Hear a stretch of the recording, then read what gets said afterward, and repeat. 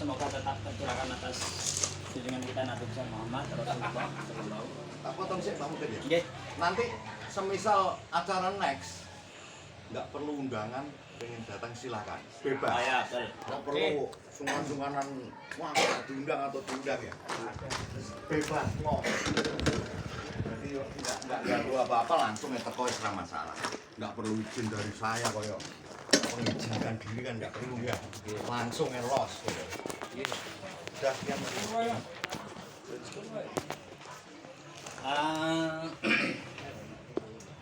Untuk kesekian kalinya tetap saya sampaikan kepada adik-adik semuanya ya kan bahwa kita di sini itu sebenarnya diskusi biasa ya seperti nanti gini. Tetapi dalam kehidupan kita agama itu menjadi sesuatu yang penting ya kan? Maka dalam hal apapun, dalam kesempatan apapun, agama itu diakui atau tidak itu menjadi penting untuk kita. Dan maaf ya, suaranya agak stereo ya. Waalaikumsalam warahmatullahi wabarakatuh.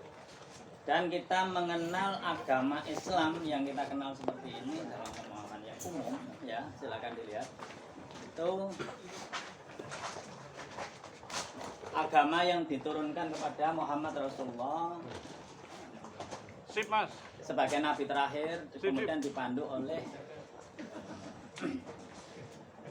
adanya kitab suci Al-Quran, ada rukun Islam, rukun iman dan lain sebagainya. Saya perlu menjelaskan karena ini pertemuan yang keempat kali ya, kali. Bagaimanapun saya harus konsisten dengan pemikiran modern ya, bukan pemikiran saya. Saya konsisten menyampaikan pemikiran modern tentang agama Islam yang kita kenal. Karena kenapa kalau saya mengatakan itu? Pemahaman Islam dari pemikiran modern yang saya kenalkan itu berbeda dengan yang kita pahami selama ini. Saya akan kilas balik yang penting, yang utama. Silakan dilihat makalah itu ya. Yang pertama, halaman pertama itu. Kalau selama ini kita mengetahui bahwa agama Islam adalah agama yang diturunkan oleh Allah kepada Muhammad melalui Jibril dengan panduan sebuah kitab namanya kitab suci Al-Quran dan Nabi sebagai Nabi terakhir. Kemudian kita dikenalkan sebagai ajaran rukun Islam, syahadat, sholat, zakat, puasa dan haji. Kemudian kita juga dikenalkan oleh apa yang disebut sebagai rukun iman, iman kepada Allah, iman kepada malaikat, iman kepada kitab Allah, para nabi, qadar dan qadar dan hari akhir ya kan. Dalam kenyataannya loh ya, umat Islam itu selama ini dibentuk oleh perkembangan zaman. Muhammad Rasulullah mendapatkan Al-Quran dari Allah SWT. Prinsipnya adalah ketika Al-Quran diturunkan oleh Rasulullah disuruh menghafalkan, dan dari hafalan banyak sahabat itu diturunkan sampai ke kita ya. Maka kita meyakini bahwa Al-Quran sebagai sebuah fakta bahwa isi Al-Quran adalah firman Allah yang disampaikan kepada Rasulullah. Maka karena agama itu diturunkan oleh Allah kepada kita, maka sumber yang layak kita gali dan kita jadikan patokan adalah Al-Quran. Dalam pembahasan Al-Quranul Karim secara singkat dapat dilihat skema itu. Pemikir-pemikir modern itu akan mencoba memahami apa itu arti agama, dan Allah mengatakan innad dina indallahil Islam. Atau misalkan Al-Imran 109 mengatakan wa may yabtagil ghaira Islam madina, barang siapa yang mencari agama selain Islam maka akan ditolak. Atau kemudian surat Al-Imran 102 ya ayyuhalladzina amanu ittaqullaha haqqa tuqatih wa la tamutunna illa wa antum. Jangan sampai kamu mati kecuali dalam keadaan agama Islam. Allah mengatakan gitu. Lah Islam itu apa? Coba perhatikan grafik itu. Nah, dalam grafik itu agama yang benar di sisi Allah adalah Islam. Itu apabila kita rujuk dalam Al-Quran lah ya, hanya menunjukkan kita jadi iman kepada Allah, iman kepada hari akhir, dan wa amilus sholihat. Coba kita lihat misalkan surat Al-Asr ya. Wal asri innal insana, di situ ada kata-kata insan, manusia. Jadi seluruh alam ini diisi manusia. Saya gambarkan sebagai kotak besar ya kan. Seluruh manusia itu Allah menyebut dalam Al-Quran, ya ayyuhan innal ladzina wal asri innal insana lafi khusrin illa ya. Sesungguhnya manusia dalam keadaan merugi kecuali. Nah, di antara manusia itu ada yang illal ladzina amanu wa amilus sholihati, beriman dan beramal soleh. Nah, ini yang dimaksud oleh Allah sebagai orang yang berpegang pada agama. Kenapa saya sampaikan? Karena ada beberapa dari teman kita yang tidak tahu ya kan, yang karena hadirnya. Jadi kalau sampean mengatakan sampean mendengar diajari bahwa Islam adalah rukun Islam, maaf ya, saya katakan hal itu keliru. Kenapa keliru? Karena rukun Islam dan rukun iman itu diambil dari pemahaman hadis. Dan hadis adalah persepsi dari umat Islam setelah Rasulullah. Jadi setelah Rasulullah, singkatannya nggak katakan, dari Rasulullah meninggal diganti dengan sahabat meninggal diganti tabiin meninggal diganti tabiin. Lah generasi dari ke generasi itu mempersepsikan ajaran yang dibawa oleh Muhammad Rasulullah. Disitulah kemudian ibarat sekarang ini kalau kita mengambil cerita Pangeran Diponegoro, cerita tentang Majapahit. Jadi cerita yang berkembang itu dikumpulkan. Itu namanya hadis. Lah yang namanya hadis adalah persepsi, belum tentu benar. Karena dalam kenyataannya dalam sepanjang sejarah hadis itu ibarat riwayat itu hanya ahad. 99% hadis itu ahad. Yang belum tahu saya katakan gini ya. Kalau zaman Rasulullah itu misalkan Allah aku turunkan ayat ini seret. Berapa sahabat di situ disuruh menghafalkan? Akhirnya sahabatnya menghafalkan ini, nanti pulang ada ketemu sahabat lain dihafalkan. Jadi pada zaman Nabi itu tidak bisa membaca dan menulis ya. Nabi hanya bisa menghafalkan dan para sahabat itu umumnya tidak bisa membaca dan menulis. Tapi ada yang bisa, kayak sekretarisnya itu Zaid bin Sabit bisa, ya kan? Tapi intinya ketika ada firman dihafalkan dan penghafalnya. Setiap Rasulullah itu mendapatkan wahyu dari Allah, diingat-ingat, ini hafalkan. Maka kemudian muncul bahwa orang yang menghafalkan, hafid itu menjadi istimewa. Tapi intinya adalah ketika sahabat 10 orang menghafalkan, 10 orang ini mempunyai murid-murid ini mempunyai murid-murid, jadi jalurnya banyak. Ini namanya fakta, ya kan? Jadi periwayatan yang mutawatir namanya fakta. Sementara hadis tidak. Hadis itu buahnya beredar, ujung-ujungnya sahabatnya hanya satu, Abu Hurairah. Ya berarti, jarene ini ada pengajian, iya, set. Ini misalkan anak turun kita dulu ada pengajian, set, ujung-ujungnya ketemu Pak Eki tok gitu loh. Maka orang layak meragukan, karena apa? Hanya Pak Eki. Beda kalau 10 orang ini, ya kan? Bercerita sama dua anak sama cerita ini, sama dua anak kabeh kadane anaknya cerita nang ngene putu-putune kabeh. Nah, banyak jalur menuju saya pengajian ini namanya mutawatir. Itu fakta, ya. Hadis tidak. Tapi hadis itu terpercaya apabila periwayat itu terpercaya, namanya sahih, ya kan? Yang saya tekankan adalah berita itu valid itu namanya terpercaya, istilahnya adalah sahih. Sahih belum tentu fakta. Maka artinya begini, kalau kita itu ingin tahu agama yang benar, pemahaman bahwa firman Allah, maka kita harus merujuk kepada fakta. Itu maksud saya, ya kan?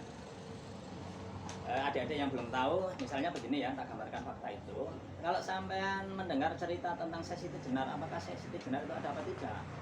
Sama akan sulit melacak. Kenapa? Hanya dari cerita mulut ke mulut kan. Tapi coba, apakah Kanjeng Sunan Kalijaga itu ada? Maka itu fakta. Kenapa? Kanjeng Sunan Kalijaga ada silsilahnya. Bahkan teman saya dulu itu anak keberapanya ya, keturunan keberapanya. Dan Kanjeng Sunan Kalijaga ada kuburannya, ya kan? Semuanya fakta menunjukkan, bukti-bukti itu menunjukkan bahwa Sunan Kalijaga fakta. Tapi coba Siti Jenar, bagaimana Anda bisa menunjukkan? Nggak ada. Kenapa? Karena Siti Jenar itu oleh para wali sengaja dikaburkan karena dia dianggap sebagai menyimpang. Maka ajaran yang kita terima sekarang adalah tutur tinular kalau dalam istilah orang Jawa itu. Jadi ketok tular. Tutur tinular ya nggak bisa, sulit dipercaya sebagai fakta. Contoh lagi misalkan, apakah Nyi Roro Kidul itu ada, ya kan? Maka sama tidak bisa memastikan itu sebagai fakta. Kenapa? Hanya tutur tinular. Ya. Berarti segala cerita yang mungkin bisa dipercaya, tetapi belum tentu fakta. Artinya kemudian kita kembali bahwa yang layak kita percaya adalah Al-Quran. Nah, kita kembali. Dalam pemahaman Al-Quran, setiap ayat-ayat yang merujuk kepada kata Islam itu adalah Al-Baqarah misalkan 62, Al-Baqarah 112, kemudian Al-Maidah ayat 69. Itu ciri dari muslim adalah iman amanu billah wal yaumil akhir wa amilah sholihah, ya kan? Jadi iman kepada Allah, hari akhir, dan berbuat baik, maka dia muslim, dan itu adalah innatina indawal Islam. Maka dalam gambaran seperti ini Al-Quran yang mengatakan bahwa setiap orang yang percaya kepada Allah, hari akhir, dan berbuat baik, maka dia adalah muslim. Ini pemikiran modern. Kenapa kok pemikiran modern? Karena pemikir-pemikir yang mempunyai penafsiran seperti yang saya utarakan ini muncul setelah era Muhammad Abduh pada abad 19 akhir. Jadi bayangkan Rasulullah dulu itu pada abad ke-6 ke-7 ya. Rasulullah itu kan abad ke-7 lahirnya itu pada pertengahan abad ke-6, meninggalnya pada awal abad ke-7 Masehi. Sementara sekarang abad ke-20, bayangkan, jadi abad ke-7 sampai 19 pemahaman kita tentang Islam itu ditentukan oleh para ulama, dan para ulama itu menggunakan hadis rukun Islam. Nah, sekarang kita buktikan apakah betul klaim bahwa pemikiran modern itu. Saya utarakan ini karena ini dasar masalah fikih yang seperti tema itu nanti gampang. Nanti kalau sampai paham ini maka pemahaman fikihnya gampang. Ya. Jadi kita fokus bahwa kalau pemahaman Islam yang mayoritas, pemahaman Islam adalah rukun Islam, ada syahadat salat ya, 5 ya. Salah satunya adalah asyhadu alla ilaha illallah wa asyhadu anna Muhammad Rasulullah, ya kan, percaya kepada Allah dan percaya kepada Muhammad sebagai Rasulullah. Syahadat ini tidak ditemukan dalam Al-Quran, ya kan? Nah, kita ini kan dikatakan pengikut Muhammad Rasulullah SAW, ya kan? Coba perhatikan dalam kotak besar dalam grafik itu. Semua manusia itu disebut sebagai insan dalam Al-Quran, ya. Kemudian di antara manusia itu sesuai dengan surat Al-Asr misalkan, ilal ladina wal asri innal insana lafi khusrin, sesungguhnya manusia dalam keadaan rugi, illal ladina amanu wa amilus solihati, berarti muslim. Maka di antara manusia itu ada kotak di bawahnya, di dalamnya itu muslim.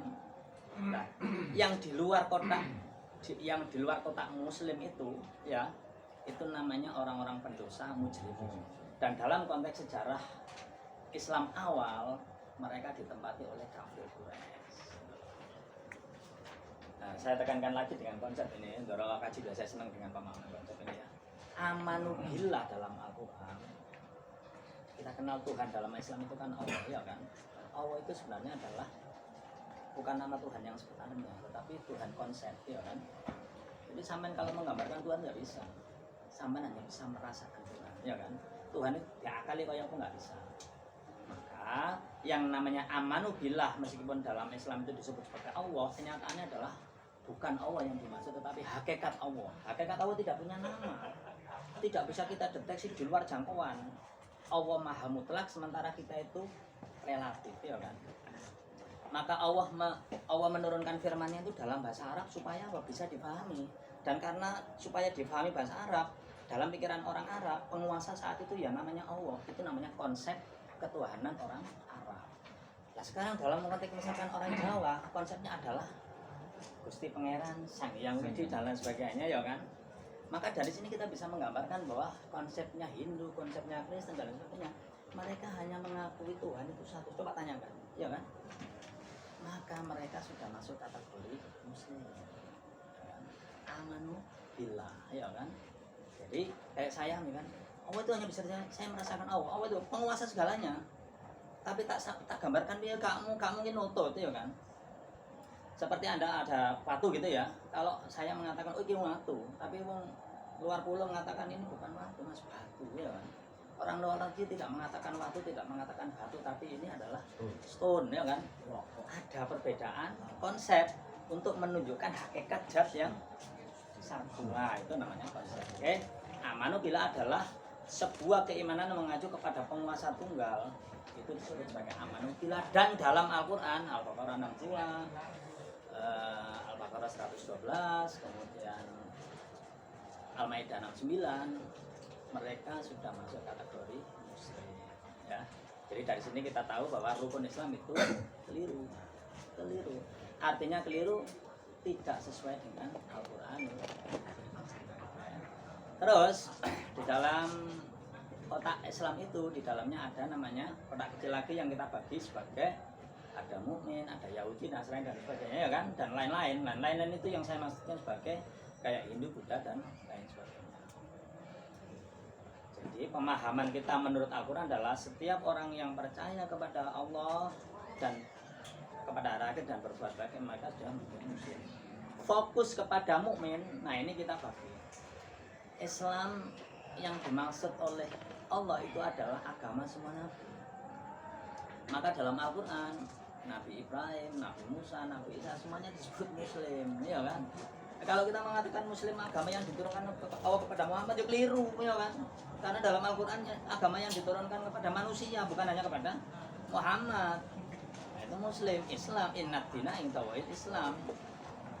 Lah untuk pengikut Muhammad semuanya itu Al-Quran selalu mengatakan ya ayyuhalladzina amanu, orang-orang yang beriman atau kita kenal sebagai mukmin. Lah untuk menyikapi seperti ini Allah mengatakan dalam surat Al-Maidah 48 bahwa tiap-tiap umat aku berikan syir'atan wan minhaj, jadi syariat ya. Maka kalau orang-orang Pekopen yang di grup sudah paham, Islam yang menurut kita yakini itu adalah agama Islam syariah Muhammad ya. Yahudi adalah agama Islam syariah Musa. Agama Islam syariah Isa Nasrani kan gitu kan. Agama Islam syariah Buddha. Nah, kalau kita gambarkan ibarat Islam itu seperti rumah besar, maka mukmin itu adalah salah satu kamar di dalam rumah itu. Dan Al-Quran itu bercerita tentang kata iman itu disebut oleh Allah itu sekitar 1000 kali. Artinya apa? Ibarat ada orang dalam satu kamar, dalam satu rumah dan satu kamar. Allah itu lebih banyak bercerita tentang orang dalam kamar ini. Benar loh. Jadi pengikut Muhammad, para sahabat dan sampai ke kita ya kan, Allah itu berkomunikasi dalam Al-Quran itu lebih banyak bercerita kepada orang yang di dalam kamar Muhammad. Ya kan? Selalu ya ayyuhalladzina amanu, misalkan ya ittaqu haqqa tuqatih. Hei orang-orang yang beriman pengikut Muhammad, bertakwalah kamu kepada Allah dan janganlah kamu sekali-kali mati kecuali dalam keadaan muslim. Itu pada karung ini. Hei kamare Muhammad, awakmu dadi wong sing bertakwa dan aja sampai awakmu mati meninggalkan rumah ini, ya kan? Rumah itu disebut sebagai Islam. Ayatnya begitu. Al-Imran 102. Ya ayyuhalladzina amanu berarti Allah mengajak bicara kepada kamar Muhammad. Tetapi pesannya apa? Ittaqu haqqa tuqatih wa la tamutunna, jangan sampai kamu mati kecuali dalam keadaan Islam. Jangan sampai kamu meninggalkan rumah ini. Karena rumah ini rumah keselamatan. Itu loh pengertiannya ya kan. Nah, rumah keselamatan itu apa tandanya? Iman kepada Allah dan hari akhir dan berbuat keimanan loh ya. Kalau keimanan berarti iman kepada Allah dan hari akhir. Kalau amal soleh kan berarti perbuatan. Tapi konsep iman, maka akidah yang betul loh ya, itu adalah hanya iman kepada hakikat Allah, bukan iman kepada Allah loh ya. Kalau iman kepada Allah sama kalau iman kepada konsepnya orang Arab. Hakikat akidah yang betul adalah iman kepada hakikat Allah. Saya merasakan. Coba tanya hati nurani masing-masing. Apakah Anda punya Tuhan? Itulah akidah yang betul. Maka kalau teori-teori ada Ahlussunnah wal Jamaah, ada salaf soleh, ya kan, dengan akidah itu asal jelas. Darbomes omong kosong. Kenapa? Enggak ada dalilnya dalam Al-Quran. Kenapa kok saya bilang gitu? Loh yang namanya ajaran ya berarti harus merujuk pada kalimat Allah dewe ya kan. Lah kok kalimat orang lain namanya kalimat ulama-ulama, kalimat kiai. Ulama Saudi malah sama gak jelas ya kan. YouTube itu dikuasai oleh orang lain. Jadi akhirnya apa? Akidah sampean itu akidah adalah akidah Ahlussunnah wal Jamaah wa salafus saleh. Jadi sampean gak ngene lho kok bener apa akhirnya kan. Ilmu apa itu? Al-Quran tidak pernah memuat seperti itu. Oke? Jadi Allah lebih banyak berbicara kepada Muhammad di kamarnya. Maka semua syariat yang kita kenal, ada puasa, ada zakat, ada haji dan lain sebagainya, selalu didahului oleh ya ayyuhalladzina amanu. Ya kan? Hai orang-orang yang beriman kepada Muhammad. Ini saya jelaskan bahwa dalam pemahaman mayoritas, coba bandingkan ya, ada mayoritas ada. Nah, coba yang sekarang yang bawah ya kan, yang atas kan sudah saya jelaskan. Sekarang yang kedua, dalam pemahaman mayoritas umat Islam, pengertian agama itu ada rukun Islam dan rukun iman, ya kan? Ini tidak kita pakai karena tidak ada dasarnya dalam Al-Quran. Rukun Islam dan rukun iman itu diambil dari hadis, ya kan? Dan namanya hadis kan bukan fakta, meragukan. Ya kita nggak lihat fakta ya. Maka pemikiran yang saya kenalkan adalah Islam Muhammadi.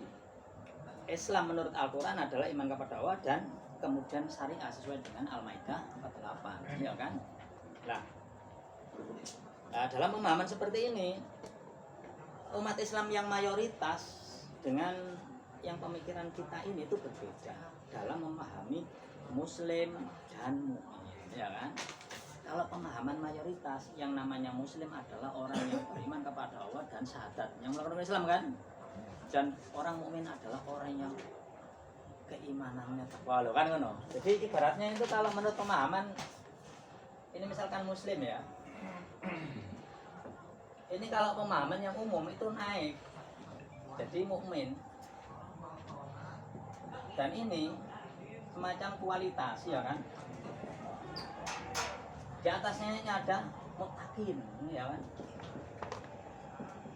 Wis Islam durung beriman, durung bertakwa kan ngono kan. Padahal dalam keyakinan kita enggak. Namanya Muslim itu adalah komunitas, ya kan? Komunitas. Sementara saya menempatkan tidak garis ke atas tapi mukmin. Ya kan? Kalau ini percaya kepada Allah, ya kan? Kalau ini percaya kepada Allah plus Muhammad, kan gitu kan? Ini mukmin, ya kan gitu. Lah kalau kualitas keimanan namanya tetap mutakin, ya kan? Mutakin. Nah itu kelirunya kita kan. Harus muslim, ya kan? Oh ini kencang sambayang, kan jadi orang yang iman, gitu kan? Muslim naik takwa, ya kan? Nah, tapi Korupsi di mana-mana. ayo. Nah itu, betul. Efeknya. Akhirnya apa? Ketika Muslim itu dibatasi oleh syahadat, sholat, zakat, dan puasa, maka orang yang melakukan 5 itu dianggap sudah dijamin masuk surga. Itu pemahamannya yang keliru. Kenapa keliru? Ya. Kita kehilangan satu hal yang penting menurut Al-Quran. Wa amilus sholihat. Yang namanya agama diturunkan oleh Allah ke bumi harus supaya umatnya itu berbuat baik, ya kan? Akhirnya apa? Hilang dengan konsep ini itu wa amilu sholihah itu hilang. Maka menurut saya orang Islam yang baik adalah orang yang satu keimanan kepada Allah dan berbuat baik. Kuncinya ini berbuat baik, paham ya? Jadi karena rukun Islam itu ada 5 itu berbuat baik tidak dimasukkan, maka orang jadi sakar pejur. Kita kehilangan hakikat beragama, ya kan? Nah, kemudian coba yang di bawahnya lagi ya. Nah, dalam menjalankan agama itu kalau Islam mayoritas itu ya, itu kita mengenal istilah Ahlussunnah wal Jamaah. Ya kan? Sama Ahlussunnah wal Jamaah itu kalau ditelusuri ya sama aja.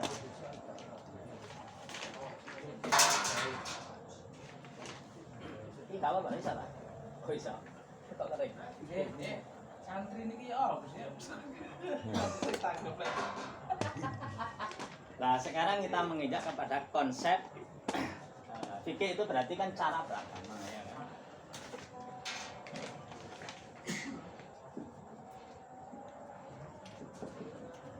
kita sekarang lebih khusus. Cara beragama itu kan banyak. Ada fikih, ada hadis, ada tasawuf dan lain sebagainya. Dan salah satunya adalah fikih, dan yang paling kita kenal adalah ada istilah halal dan haram.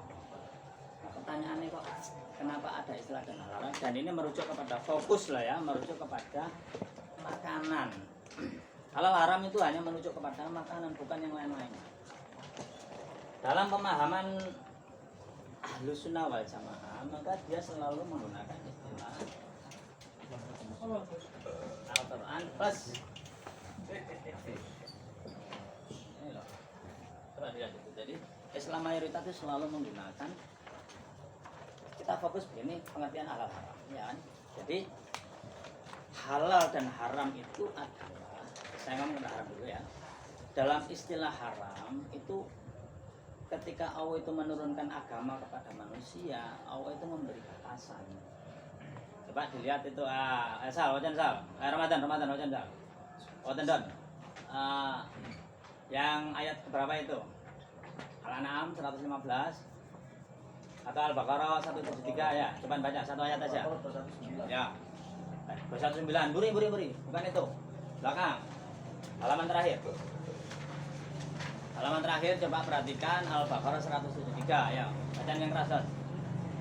Itu adalah satu di antara 3 ayat yang dipakai dasar untuk mengharamkan. Kita fokus kepada haram. Islam progresif di bawahnya. Bacaan kan? Satu ayat aja Al-Baqarah yang paling atas saya. Ya. 145. Ya, dinaik. Kon ra sama Quran ngono lho. Ayo. Ana ayatnya kan di situ. Asik. Ada orang ngomong sih dan. Ayo. Sing enak. Coba lah. Bismillahirrahmanirrahim. Qul la ajidu fi ma ukhiya illa ilayya muharraman ala ta'imin yat'amuhu illa an yakuna maitah aw daman masfuhan aw lahma khinzirin fa innahu rijs aw fisqan uhilla li ghairillahi bihi wa manit turra ghairu baghin wala 'adin wa inna rabbaka ghafurur rahim. Katakanlah, dia adalah aku peroleh dalam wahyu yang diwahyukan kepadaku sesuatu yang diharamkan bagi orang yang tidak memakannya, kecuali kalau makanan itu bangkai atau darah dan atau daging babi, karena sesungguhnya semua itu kotor, atau binatang yang disembelih atas nama selain Allah.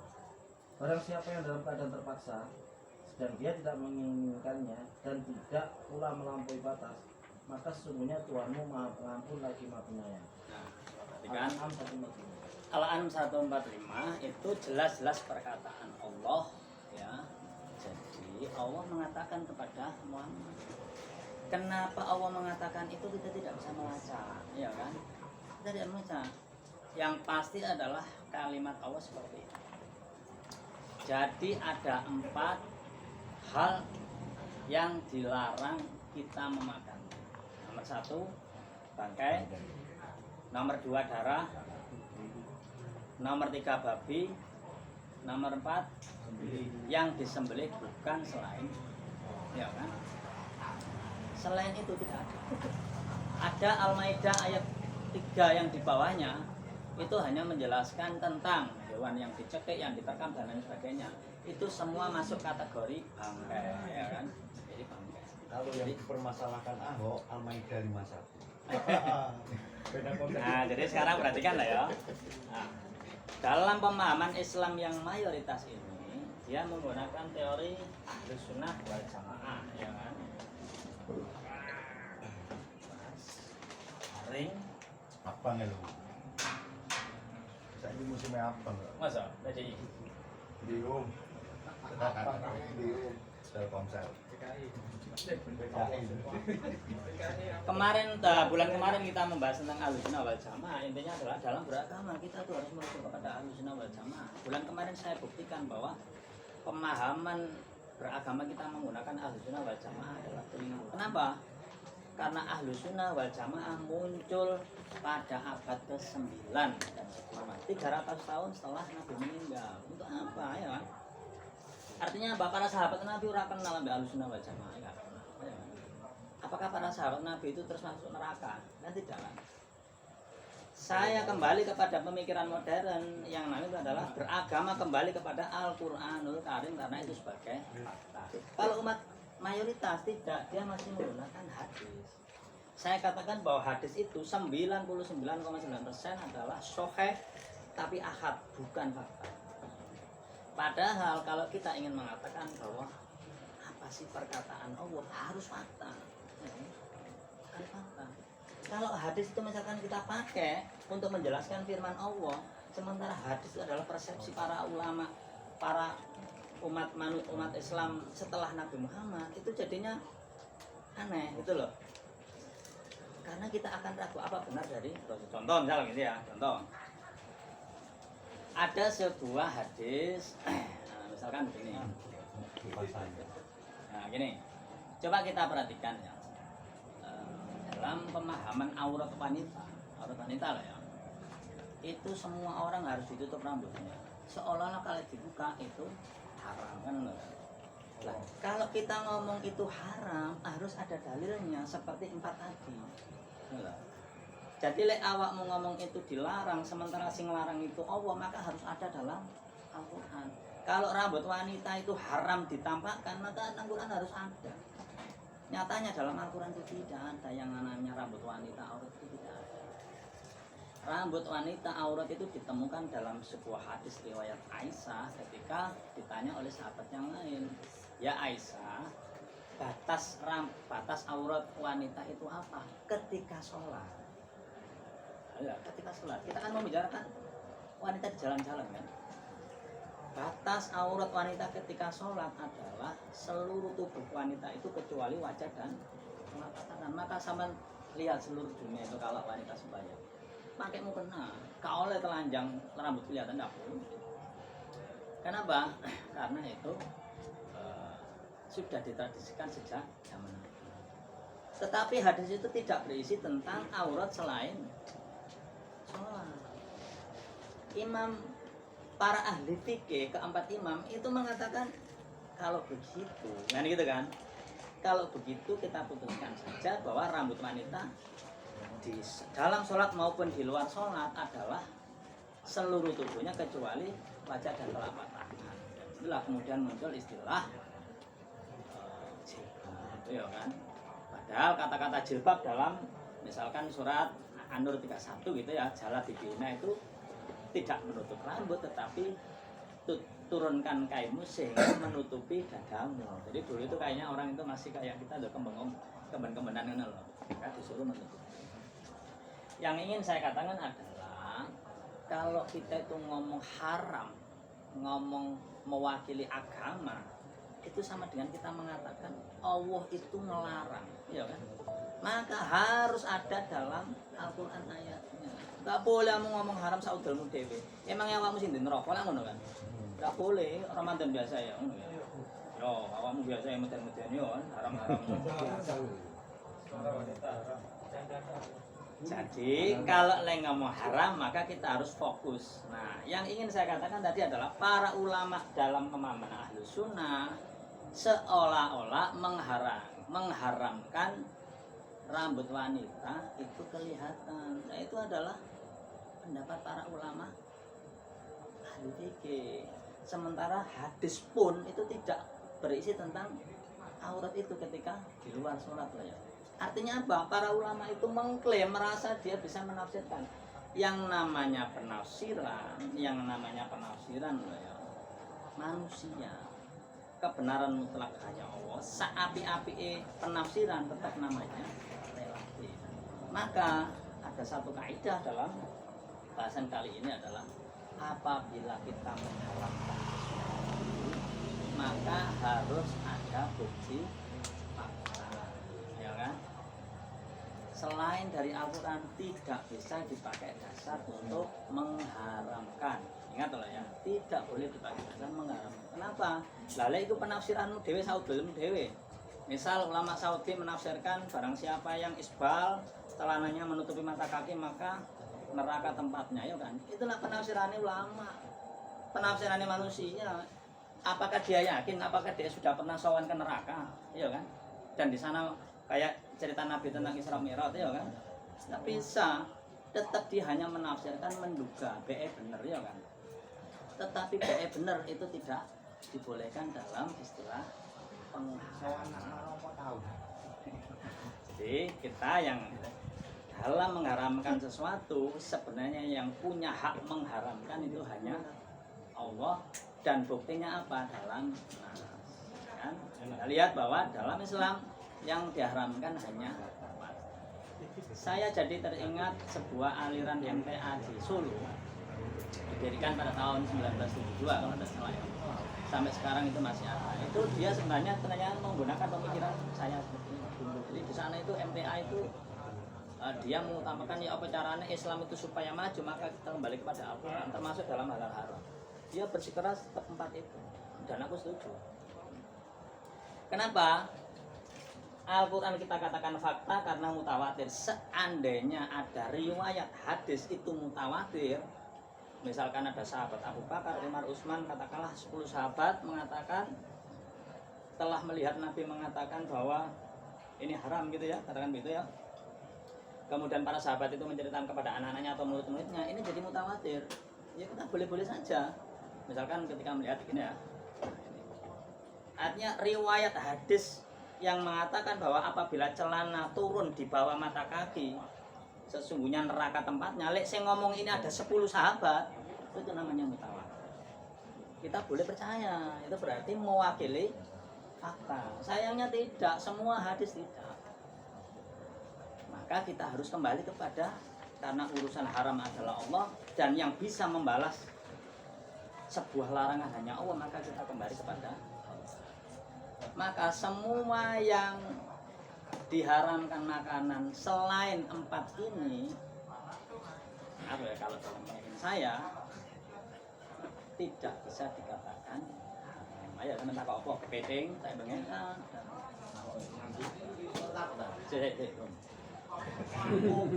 tak terus nanti. Jadi ingatlah ya, kita sekarang dapat ilmu bahwa yang mengharamkan hanya Allah, dan dalam Al-Quran Al-An'am 115, 145 ya. Kemudian An-Nahl 115, Al-Baqarah 173 dan Al-Maidah ayat 3 mengatakan yang haram hanya 4, ya kan? Hanya 4. Lah kemudian dalam pemahaman ulama Ahlussunnah itu akhirnya melantra, itu ya. Akhirnya apa? Yang jelas-jelas dikatakan Allah itu adalah makan daging babi, ya kan? Maka para ulama itu menurut saya itu kan sok-sokan. Kenapa? Mereka tidak jujur. Mereka tidak jujur. Dan ada hadis-hadisnya.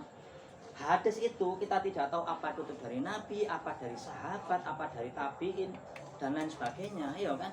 Itu mengatakan kalau yang besar aja misalkan haram, maka yang kecil adalah haram. Maka misalkan vaksin ya dari babi itu harus dihukum. Aneh, ya kan? Saya dibalik. Apakah di Al-Quran itu ada vaksin coronavirus adalah haram? Nah, gampang-gampang aja dalam Islam itu ya. Dan kita itu akhirnya disibukkan dengan hal-hal yang di luar kita. Jadi ulama itu akhirnya menelusuri daging. Wes ana daging babi, apakah ini mengandung babi atau tidak? Telusuri mana? Apakah orang berjualan babi apa? Tembak rakyat. Jadi aneh gitu akhirnya. Dari situlah kemudian cikal bakal hidup kita terasa sempit. Jadi ruwet, ya kan? Apakah Allah itu melarang? Misalkan dalam suatu saat orang begok, misalkan itu jarene minyak babi gitu ya. Tak pangan naik. Begok itu penjual nasi goreng. Penjual nasi goreng. Katanya, konon katanya minyaknya babi. Babi itu apa yang dijual nggak tahu. Jadi dia ya, jadi dalam pemahaman fikih kalau ulama Ahlussunnah itu berhati-hati. Kalau sampai ke Cina dijak mau ngopo ning kono iku rata-rata berpikiran kayak gitu itu pakai minyak tapi tidak semisal ya KFC itu di sana McD sorry McD ning kono itu jam 12 siang itu jam 12 ke atas sudah pakai menu yang namanya babi. Jadi 12 ke bawah masih ada ayam dan lain-lain tapi 12 ke atas dia jual babi. Bahasanya wong kan minyaknya nyampur. McD jual babi. Ning Cina. Nah, terus kembali ke pemahaman ya. Ada kaidah bahwa perhatikan dalam segala permasalahan makanan di dunia ini Allah menciptakan segala sesuatu itu adalah untuk kehidupan manusia. Maka hukum dasarnya adalah segala makanan di dunia ini adalah boleh dikonsumsi. Ya, itu dasarnya. Segala makanan dan minuman di dunia adalah boleh dikonsumsi kecuali yang dilarang. Itu dalilnya, ya kan? Maka Allah menerangkan dalam Al-Quran, berarti awakmu segala makan di dunia itu boleh dan halal bagimu kecuali 4. Ini cara berpikir Al-Quran. Artinya kita diberi wawasan. Coba bayangkan sekarang MUI. Cara berpikir MUI itu lucu, ya kan? Munculnya itu loh kok gak sertifikat haram, kok sertifikat halal. Logikanya kalau sesuatu dikasih sertifikat halal berarti segala yang ada di Indonesia itu pada dasarnya adalah haram, ya toh? Kualik mikir ulama-ulama profesor tapi kualik mikir itu gak masuk akal ya kan? Engko lek wis tak kei sertifikat halal baru harus ditaktakan ke MUI kan? Lucu, ngono. Sing lucu mana sampai kulkas, sapa sing mangan kulkas sama ya. Tambah goblok, wis purane tak tambah goblok ngono lho. Sampai apa iku mak, apa aku mau coba ya. Makanan kucing sertifikasi halal. Ya apa maksud? Sing jeneng halal haram itu ya yang dimakan Pak Le, ya kan. Sampai ono lemari, ono kasur makanan kucing. Masa wong ngapain mangan kucing? Tambah ini, jadi orang Islam itu kalau kebablasan menafsirkannya tambah jadi kacau. Ya kan? Coba bayangkan loh, Panasonic sertifikat halal. Sing teng rokok di kulkas lho sopo. Masuk akal ya kan? Jadi halal dalam Al-Quran itu adalah segala sesuatu disebutkan ini selain yang dilarang. Jadi sifat itu. Jadi seperti itu, kayak kan kita tahu lah ya. Maka cara berpikir kita juga seperti itu. Nah, dalam kenyataannya, kalau di Indonesia itu kan umat Muslim yang banyak.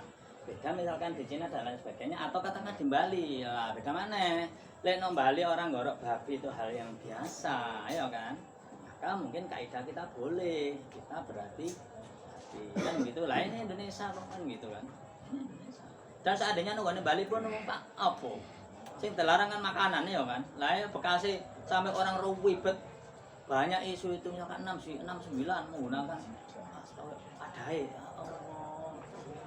Kok ini berislam itu ribet ya. Orang yang berislam ribet itu biasanya karena tidak paham ilmunya. Semakin paham ilmunya semakin enak aja, ya kan?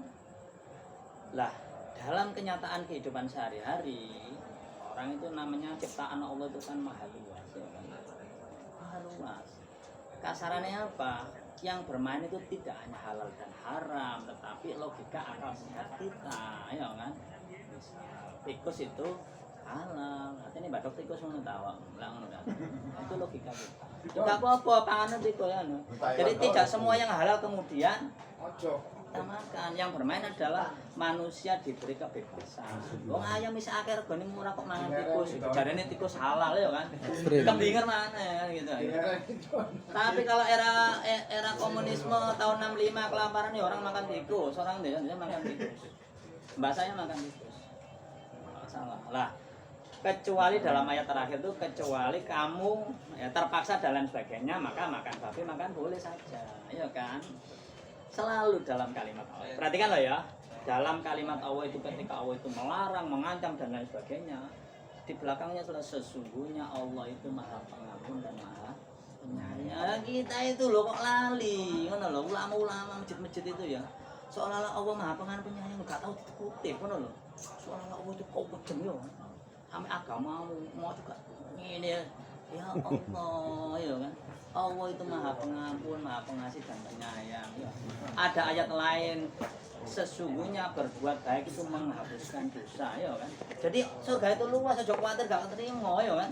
Luas surga itu. Adalah pemahaman orang itu maksudnya surga itu kok sumpit gerebutan ya Allah. Semua itu pemahaman apa Ahlus Sunnah melalui hadis, ya kan. Lah coba perhatikan poin terakhir ya yang di bawah itu.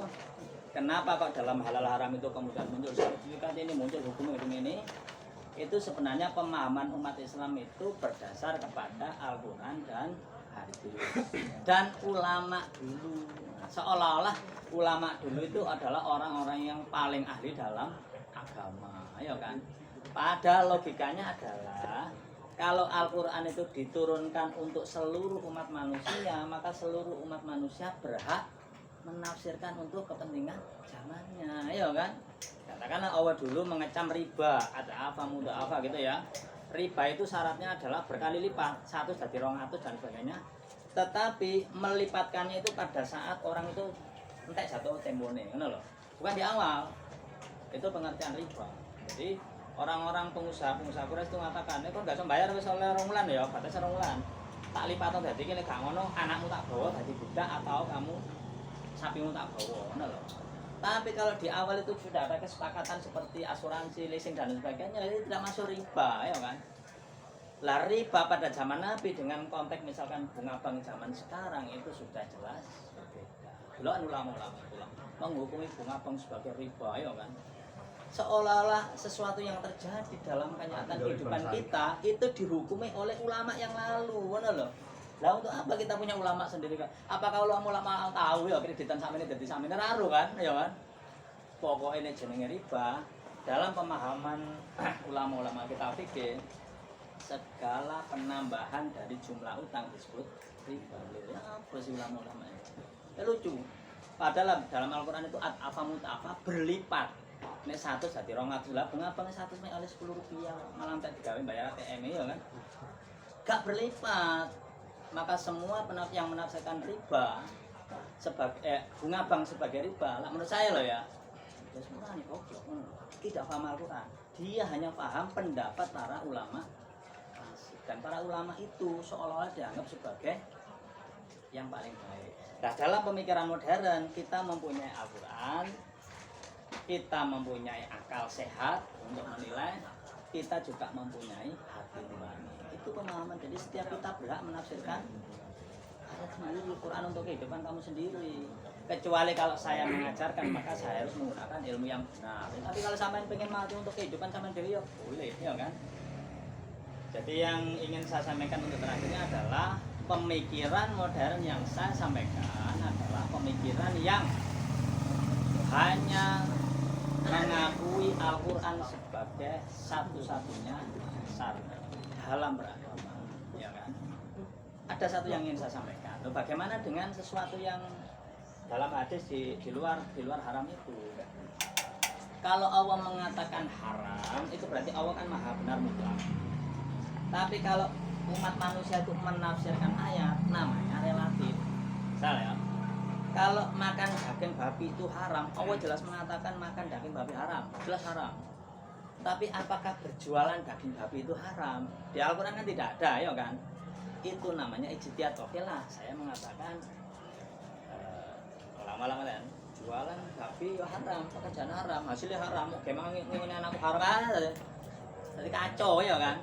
Nah, dalam pemahaman Islam modern, menafsirkan, kalau kita menafsirkan sesuatu dari Al-Quran, kita tidak boleh menggunakan istilah haram, tetapi menggunakan istilah makruh. Jadi sebaiknya ditinggalkan, itu kan? Kamu mempunyai pilihan. Nah, kata-kata sebaiknya ditinggalkan itu kan mempunyai pilihan.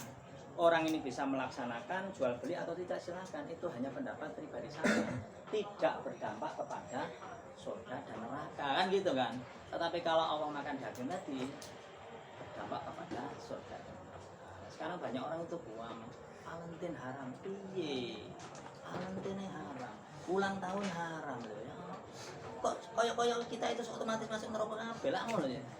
Padahal kalau mengikuti Al-Baqarah 62, selagi kamu itu iman kepada Allah dan kamu berbuat baik, kamu akan tinggal di surga. Enak. Jadi sekarang hiduplah sebebas-bebasnya. Los Yang dilarang makanan lah ya los. Heeh. Jadi sing dilarang kan 4 tok ya nek ono tikus nunggalan ya jubukan gorengan. Oke, saya kira itu nanti bisa dilanjut dengan diskusi. Saya kira itu yang perlu saya sampaikan. Saya harapkan diskusi kita hidup dan saya jangan dianggap sebagai ustadz atau sebagai rujukan dan lain sebagainya ya kan. Sajane untuk bulan ini mesti ini bahas ke-30 aja Mas. Ram. Oke, saya serahkan kepada semua, boleh bebas untuk tanya jawab atau memberi sanggahan atau memberi tambahan. Monggo. Saya persilakan. Oke.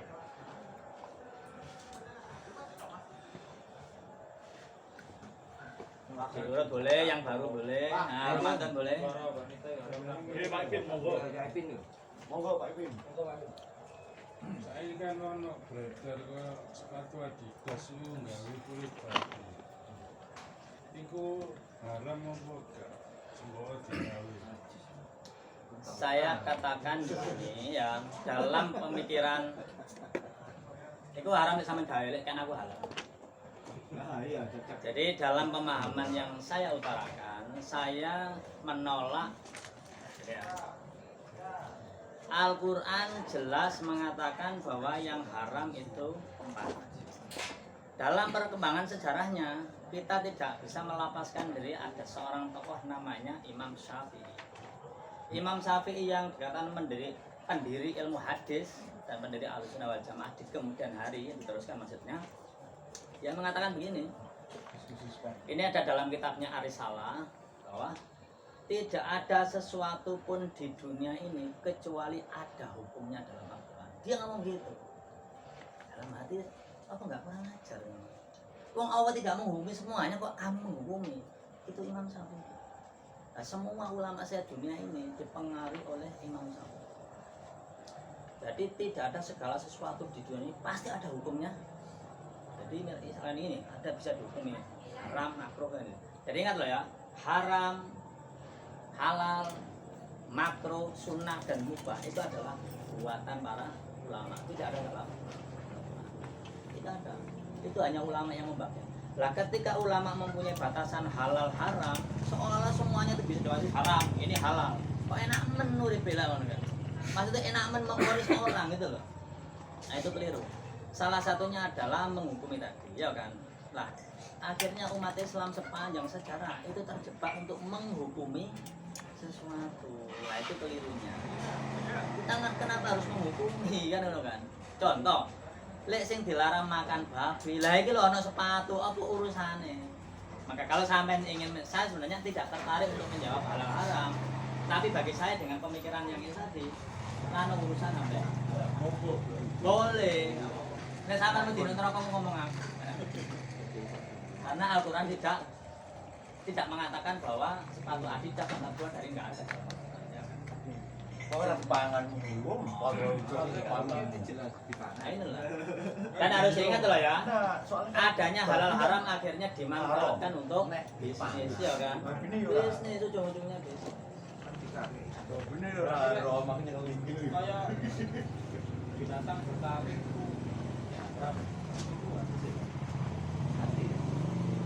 Jadi begini, bagaimana kok kemudian muncul istilah-istilah? Jadi begini, kalau Allah tidak menyukai makanan, tidak menyukai perbuatan dan sebagainya, itu ulama fikih mengatakan oh ini masuk kategori haram, ya kan? Oh kalimat Allah tidak menyukai ini disebut haram. Allah tidak menyukai kaum Lut haram, ya kan? Itu logika yang terlalu simplifikasi. Artinya apa? Pemahaman kita selama ini dipengaruhi oleh para ulama. Dan aku gak tertarik mengikuti para ulama. Aku sok belajar dhewe. Ngono lho prinsipnya ya kan. Kita mempunyai Al-Qur'an. Ingat loh, yang kita jadikan ukuran adalah Al-Qur'anul Karim. Lah kemudian ada istilah dan sebagainya itu dimunculkan dari hadis. Ingat bahwa pemikiran modern kita tidak melibatkan hadis, tapi Ahlussunnah wal Jamaah Ahlussunnah wal Jamaah itu melibatkan hadis. Tentunya begini. Suatu ketika para sahabat Nabi itu oleh apa itu? Biawak ya. Oleh biawak apa kadal gurun kemudian dimakan. tapi Nabi tidak makan, gitu kan? Ini hadis loh ya. Nabi tidak makan, tapi Nabi juga tidak melarang, nah, gitu loh kan? Nah, karena Nabi tidak makan, oleh para ulama itu disimpulkan bahwa hewan yang menjijikkan itu disebut aneh. Bener kan? Padahal pengertiannya ini loh rek, ya, lek ngomong halal bae haram iku Allah sing ngomong, maka Allah itu sudah menyiapkan surga dan neraka. Tapi lek sing ngomong iku rayu ngene iki, awakmu ora di neraka kan? Lah ngono kan? Maka ketika ulama itu memahami itu kayak semua Imam Syafi'i lagi, kayak seluruh permasalahan di dunia ini dikembalikan kepada agama. Contoh, Nabi ngerti para sahabat bahwa nyambe ada guru itu kan jijik, kan manusiawi ngono loh. Seolah-olah Allah itu melarang Nabi makan buah, ngono loh. Jadi seolah-olah larangan itu dari Allah, lah ngono kan. Ada lagi misalkan sebuah bejana kemudian dijilat anjing, maka Nabi mengatakan buang air bejana itu dan bejana itu cuci dengan 7 kali dengan pasir kan gitu kan. Dengan pasir, nah, pasir yang ketujuh, nah, salah satunya dengan pasir. Lah itu kan pemahaman Imam Syafi'i, ngono itu juga bagian dari agama. Ingat kata-kata tadi ya, tidak ada sesuatu pun di dunia ini kecuali ada hukumnya. Jadi kuwabe di dunia ini Mbak Imam Syafi'i ku dilebokno ngene masalah agama. Lah aneh. Saya kira logika lek awakmu duwe katakanlah banyu apa mau gawe mbak apa terus dijilat anjing. Ya mau buah lah normal sih ya kan. Itu hati nurani yang mengatakan. Nah, kan manusiawi. Hati nurani itu mengatakan yang baik itu apa? Pasti. Nah, kan gitu kan kemudian dicuci misalkan dengan pasir. Ya mungkin zaman Nabi gak ono sabun, ya kan? Kita tuh harus memahami manusia Nabi itu sebagaimana apa adanya. Kita mempunyai akal sehat, kita mempunyai hati nurani mengatakan itu. Kok kabeh melebokno? Lah karena Imam Syafi'i itu memasukkan ini sebagai agama, akhirnya sekarang salah asure. Najis nomor masjid dipateni. Sing iso menghalong ini oleh hadiah umur. Cek goblok para ulama itu. Bukan goblok mana ya congok ya. Islam 212 412 itu orang-orang kumpulan orang-orang congok. Sampai politik Pak Mudi. Lah iya, tapi Pak, dalam keyakinan kita itu seolah-olah adalah jihad. Nah, ngono kan. Menghalau anjing ngene. Ya anjing wis dipura berapa hari kemudian mati toh anjing itu. Gara-gara Imam Syafi'i, seorang pengikut Imam Syafi'i di dunia ini menajiskan anjing ya Allah. Terus sing kan hadis sing mengasih minum anjing masuk surga bajur Itu cerita ya kan. Tapi itu sebenarnya ada cerita kebijakan. Nah, itu justru cerita-cerita para sufi itu ya cerita yang baik. Jadi kalau dulu para ulama itu Pak menafsirkan ayat kepada orang ya, kepada murid-muridnya itu gitu. Misal ya, saya ingin mengatakan bahwa innal ladzina amanu wa nasara amanu billah wal yaumil akhir wa amilus sholihat. Ya kan, maka akan surga. Barang siapa yang beriman kepada Allah, hari akhir dan berbuat baik. Nah, para sufi ini menceritakan kebaikan kita untuk memberi makan anjing ya. Coba bayangkan. Lek anjingnya lo dikai panganan aja maneh menungso, berarti orang ini amilus sholihat, berbuat baik, maka masuk surga sesuai dengan konsep Islam Muhammadiyah benar. Ya kan? Syarat masuk surga adalah berbuat baik, maka yang diceritakan monggo Pak Bambang sambil diskusi enggak apa-apa. Jadi ingat loh ya, Mulai. yang membuat semua jadi masalah agama ternyata ujung-ujungnya adalah para ulama dan mereka yang mendirikan Ahlus Sunnah wal Jamaah. Tapi itu kan baik. Ada kebaikan. Yang jadi masalah, kalau ukuran kebaikan adalah sebagai nalar manusiawi boleh, tetapi masalahnya ketika kita berani melanggar, kita ditakuti dengan neraka bro. Sing duwe neraka sapa? Paham lah ya. Ketika misalkan anjing itu najis, itu dihukumi sebagai najis dan misalkan haram, kata-kata haram ini ada konsekuensinya. Ketika Anda mengatakan haram, berarti Anda itu sudah berani memastikan bahwa neraka itu hukum. Benar. Padahal sebenarnya adalah manusiawi. Aku jijik ya jijik. Lek aku makan misalkan nyambe, aku dilarang kan karena jijik. Nabi gak gelem mangan karena jijik. Tapi Imam Syafi'i mengatakan haram. Beda antara jijik sampai haram. Kalau jijik adalah pertimbangan manusiawi, tapi kalau haram adalah kowe engko nang ngene neraka. Iku lho konsekuensinya. Apakah Anda siap? Ngono lho. Sampean melarang saya untuk karena haram. Apakah Anda sudah menyiapkan neraka untuk saya? Lah ngono pertanyaannya. Konsekuensinya seperti itu. Ya. Oke, monggo. Dari beberapa sisi. Loh boleh. Yang ingin saya katakan beda pendapat boleh loh ya. Saya lagi ya. Beda pendapat boleh. Termasuk harusnya dia kan orang Indonesia mewakili ahlu sunnah ya. Gak terima deh kan. Wajar. Jadi kita memang harus hidup ya kan. Tetapi saya katakan bahwa pendapat ahlu sunnah keliru dari sisi metodologi. Nek ngomong haram secara pasti maka sumbernya adalah Al-Quran. Hadis tidak bisa dipakai. Para ahli usul fikih sendiri dari ulama dari berapa-apa itu mengatakan kalau Anda ingin mengharamkan maka dalilnya harus qat'i. Dalil qat'i itu adalah dalil fakta, bukan katanya dan hadis itu semuanya katanya. Oke, sudah Mik, pagi. Sebenarnya hampir sama yang akan saya tanyakan. Sebenarnya di sini saya hanya ingin menjadikan kita ini bisa satu pemikiran ya. Terlebih seperti saya sebagai orang awam terkait ilmu agama seperti ini, otomatis untuk mencari ilmu baru dalam agama kan salah satunya lewat media media internet ya. Nah di sini mungkin dokter bisa menjelaskan lagi ya biar kita juga paham. Sampai apa bisa? Sampai nopo kita Oh, ya, saya. Orang awam Oke, saya. Gua Sebagai orang awam. Sampai itu orang awam. Yo orang awam kabeh pinter-pinter iki. Ketika kita sebagai orang awam, saya sebagai orang awam melihat di internet ini, otomatis kan gini, merujuknya kan pada internet ya. Ada beberapa poin yang perlu sedikit dibahas dan diluruskan agar kita sama. Ini ada seperti ini, hadis riwayat Muslim dan Bukhari. Nah, ada 5 hewan kasih yang hendaknya dibunuh baik di tanah halal maupun haram, yaitu ular, tikus, anjing, hitam dan lain sebagainya. Termasuk produk dari babi yang Pak Ipin tadi sampaikan, tanyakan, yakni kulitnya dijadikan sebagai sepatu. Ya. Itu menurut di media di internet ini dinyatakan haram. Menurut hadis riwayat Muslim dan Bukhari. Betul. Itu mungkin bisa dijelaskan. Nah, agar jadi kita beginilah ya. bisa lurus. Jadi tolong kita melakukan kajian Islam ini karena saya yang memberikan presentasi, harus ingat, harus dipahami bersama lah ya. Saya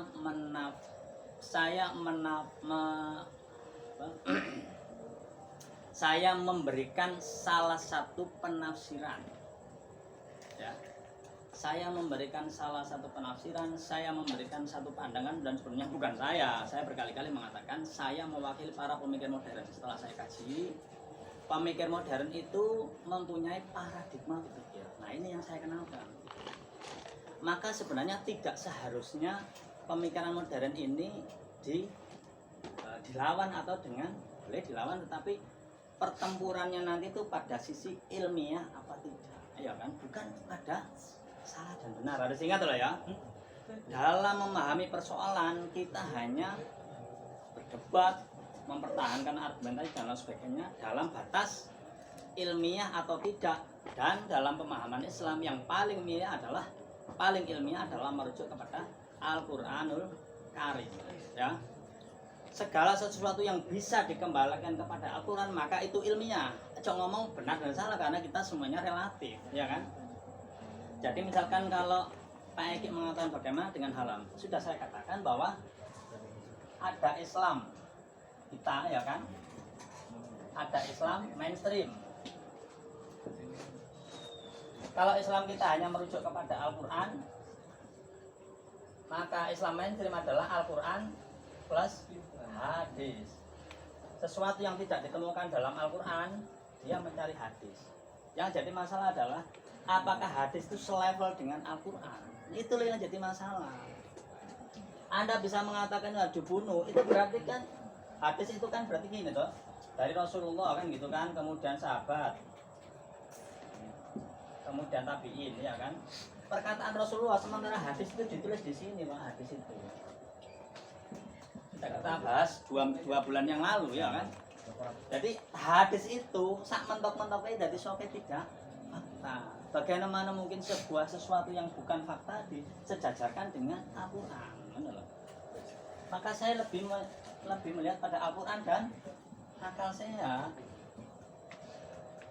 Ya, artinya apa? Kalaupun ada hadis itu bisa persepsinya ini loh, Pak. Bisa persepsinya ini, bisa persepsinya ini. Karena hadis muncul itu pada zaman Imam Syafi'i ke bawah. Yang membuat ilmu hadis itu kan Imam Syafi'i. Nah, Imam Syafi'i ke sini itu berapa? 200 tahun. Kalau karo kita ditanya, aku dikandani mbahku dikandani ini, jarene tahu ketemu pangeran Diponegoro, itu hadis. Nah, itu dalam pemahaman kita, dalam pemahaman pemikiran modern, tidak bisa dipakai dasar untuk mengharamkan.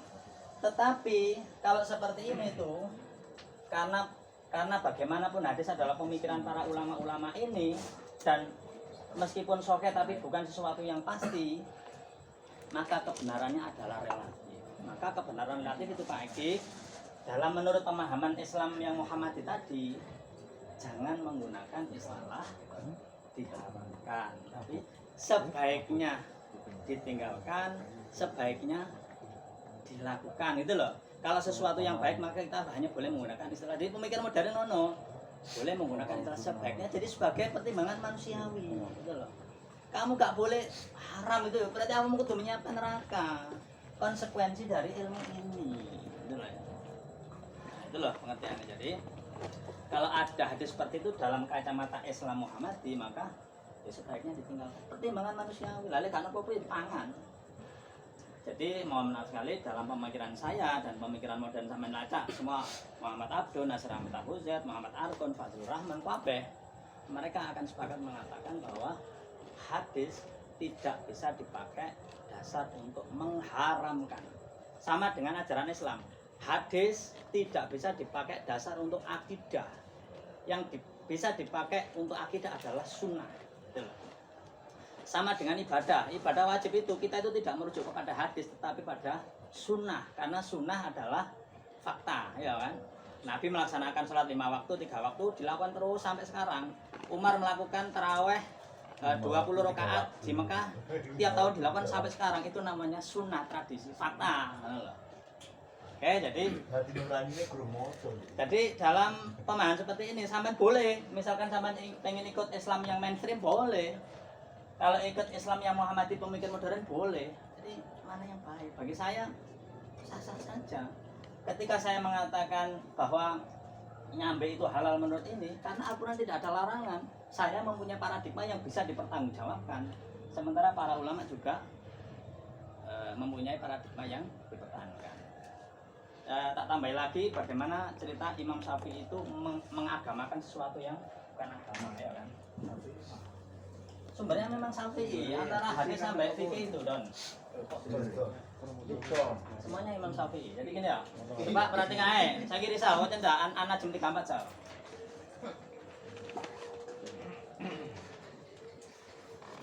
Langsung arti bener, Sob. Seadem jauh ibu, Sob. Ya, sak bahasa kita. Tahu nang nggone kono sal internet sal. Pak Yanu sing anu. Yang pegang internet. Anak jam 3.4. Oh. Pagi ayo coba. An-Najm 34. Coba perhatikan surat An-Najm 34. Ini sumbernya masalah itu di sini. Bisa.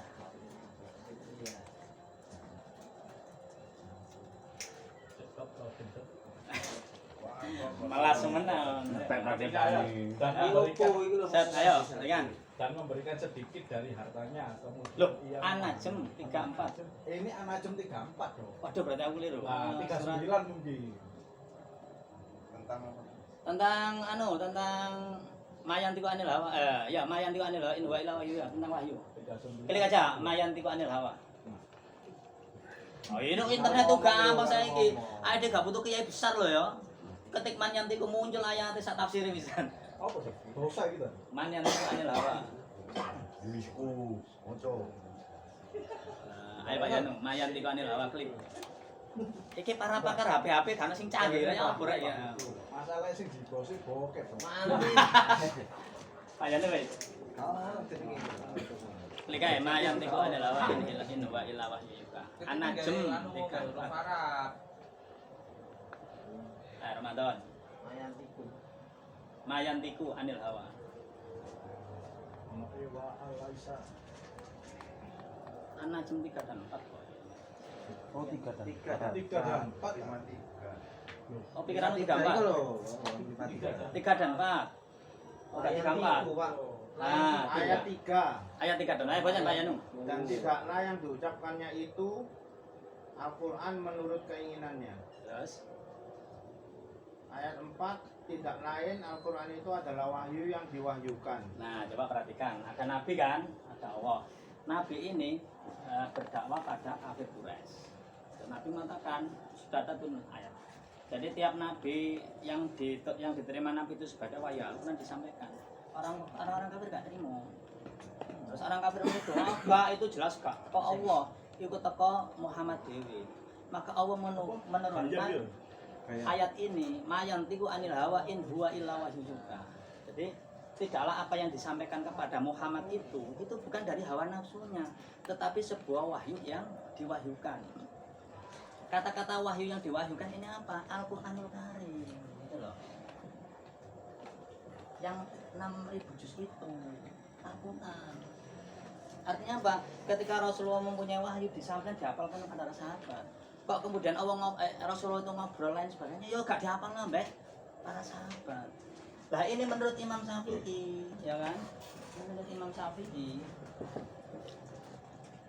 segala sesuatu yang disampaikan Muhammad selain masuk wahyu, baca kitab Ar-Risalah, gitu loh. Jadi Imam Syafi'i itu mengatakan bahwa segala yang disampaikan Muhammad itu adalah wahyu, tapi levelnya bukan beda ambil Al-Quran dulu, aneh. Padahal ada sebuah hadis, suatu ketika Rasulullah perang. Salman Al-Farisi mengatakan, ya Nabi, sampean gawe parit nanggone iki dalam perang parit ya. Nggih parit nanggone kene iki itu atas petunjuk Allah atau strategi perang, ya kan? Akhirnya Nabi mengatakan ini strategi perang, gak ada hubungannya dengan Allah. Oke, kita bangun di sana dan akhirnya akan menang. Jelas ya kan? Artinya apa? Dari sisi Nabi ada hal-hal yang manusiawi, gak ada hubungannya sampai wahyu. Kedua, suatu ketika Nabi menyerbukan pohon kurma, ya kan? Berapa bulan kemudian gak berbuah. Nabi mengatakan, sahabatnya ya Nabi, sampai serbuknya lo gak berbuah ini. Akhirnya muncul ungkapan Nabi yang terkenal, antum a'lamu bi umurid dunyakum. Kamu ini orang-orang yang ahli dalam urusan dunia. Artinya apa? Nabi gak ngurusi masalah ini. Nabi hanya ngurusi tentang wahyu. Artinya apa? Perilaku Nabi 24 jam itu gak wahyu kabeh. Dan yang dikritik oleh Allah dalam surat An-Najm 34 adalah ayat. Kenapa? Kayak ayat Al-Baqarah, Al-Imran itu wong kafir gak terima, ngono lho. Ya iku jelase akal buluse Muhammad gawe sair-sair dhewe ngono lho. Bukan. Jadi ila wahyu yuha itu adalah Al-Qur'an. Tapi oleh Imam Syafi'i dalam Ar-Risalah semua kata-kata wahyu Nabi teko layar teko tangi turu sampai turu maneh itu adalah wahyu. Sehingga muncul hadis ngono lho rek permasalahannya. Jadi hadis ini yang sebenarnya adalah ungkapan Nabi biasa-biasa disejajarkan nambah Al-Qur'an oleh sahabat Imam Syafi'i.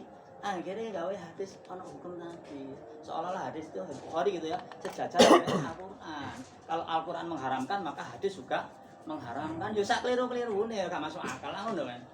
Ini versi Islam Muhammadi Mek. Ngono aja mau bantah maneh Mek. Nek awakmu gawe Islam mainstream ya ora masalah to Mek. Kan kita hanya saya seperti penjual Oppo menawarkannya baik gelem ambek Oppo. Lah ngono sih. Oh, ngono loh. Jadi jangan enggak kalau saya mengatakan ini dalam konteks Islam mayoritas itu salah, saya hanya mengatakan Islam mayoritas itu tidak sesuai dengan kaidah ilmiah merujuk kepada Al-Qur'an. Kalau masalah benar hanya Allah ya yang masalah benar dan salah. Saya kira itu. Jadi kita harus mempunyai kesepakatan. Oke, wis ayo. Adem. Ya Mbak, anu Tapi takon enggak apa-apa. Monggo. Pak, monggo Pak. Monggo. Saya. Ya. Matur